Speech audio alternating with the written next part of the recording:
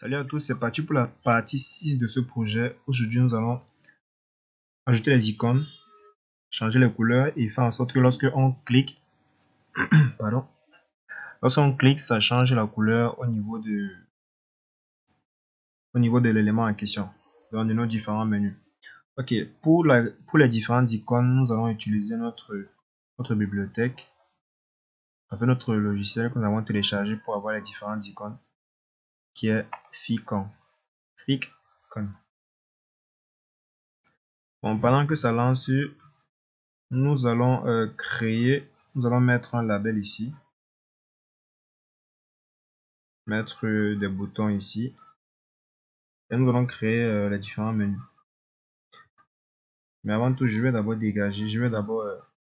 sélectionner tout ceci, ceci. Je vais les déplacer pour qu'ils soient un peu plus en haut. Oh. Ok, je les déplace. Voilà. Voilà, je vais augmenter la taille d'ici. Pour que... Maintenant, ici, je vais mettre le panel qui concerne le profil. Bon. Je cherche la J-frame. Ici, je joue le panel qui concerne le profil. Je le mets là.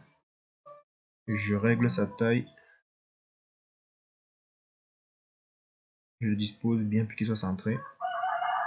Il change sa couleur. La couleur, elle était là. Voilà. 55. 55. 55. Voilà. Ça, c'est la couleur de ma frame. Maintenant, je vais ajouter un texte. Le texte qui est le titre. Ok. Je vais resize ça comme ça. Comme ça. Et je vais venir ici pour chercher horizontal align. Je vais chercher center. Ça me centre directement mon élément. Je vais changer la police. Je vais changer la police à 18. Non, à 16. À 16, ouais. Et je pense que je mettrai pas en gras. Et la couleur, je vais changer la couleur en blanc. Ok. Ici, ce sera nom et prénom.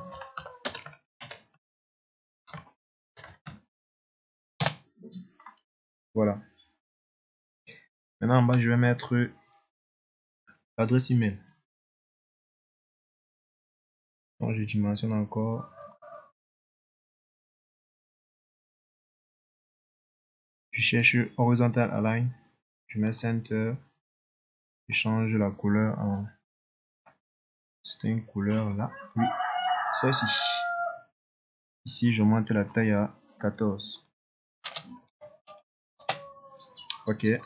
Ici, je vais mettre un exemple de l'adresse email.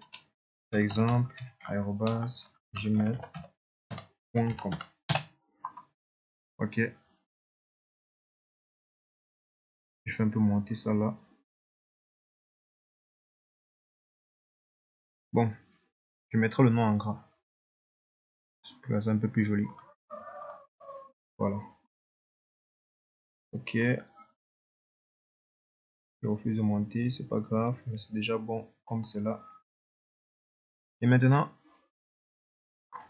on va gérer notre bouton de déconnexion. Pour le bouton de déconnexion, on va aller sur nos K boutons. Oui, on dépose un bouton comme ceci. On resize. On resize. On dispose.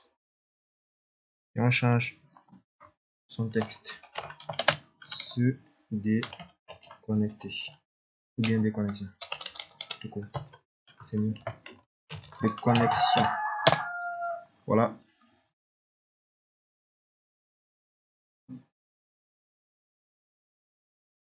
Oh non. Ok, on va changer la couleur. On viendra sur le bouton. On cherche la couleur d'ici. On va changer. On va mettre du rouge. Cette couleur, on change. On met du rouge. Cette couleur, on change. On met du rouge. Voilà. Cette couleur, on change. On met du rouge un peu plus clair. Oui. Cette couleur aussi. Overstart sera ce rouge ici. Donc ici, selected, ce sera ce rouge-ci. Toujours. Là, pareil, ce rouge. Et enfin le end, c'est ça. Voilà, notre bouton de déconnexion. On va changer la taille. La taille, on mettra la taille à 14. Qui soit un peu plus grand. Ok, le bouton de déconnexion maintenant, il est là. On a déjà reproduit un peu, on a presque reproduit toute l'interface. Mais il y a un truc qu'on va devoir encore ajouter. C'est un panel ici. On ajoute le panel de droite. Le panel de droite va nous servir à avoir du contenu à l'intérieur. À ce panel de droite, donc, on va mettre un table pan. Ouais, un table pan. Il nous sera très utile. Le table pan nous permet d'ajouter différents panels à l'intérieur. Vous voyez, sous forme de table. J'ajoute un deuxième panel, puis un troisième, et enfin un quatrième. Je vais ajouter un cinquième. Vous allez savoir pourquoi j'ajoute un cinquième un peu plus en avant dans la vidéo. Donc, déjà, je peux exécuter ceci pour qu'on voit à quoi ça ressemble. Donc, si je fais un coup de run file,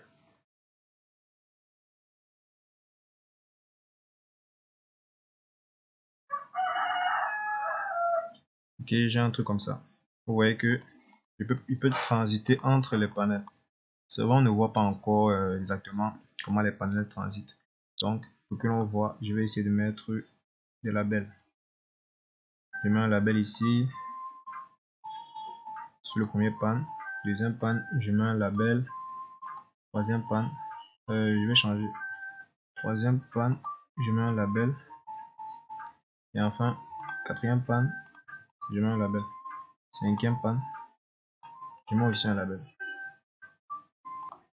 Ok, on a les différents labels qui sont affichés. Donc si je réexécute encore. Voilà, notre bibliothèque d'icônes à lancer. Ici, nous sommes au J-panel, nous sommes au J-label 8. Je viens là, J-label 9. Je viens là, J-label 10. J-label 11 et J-label 12. Vous voyez qu'on peut transiter entre les différents panels dans la même page. Ça nous sera très utile pour la suite.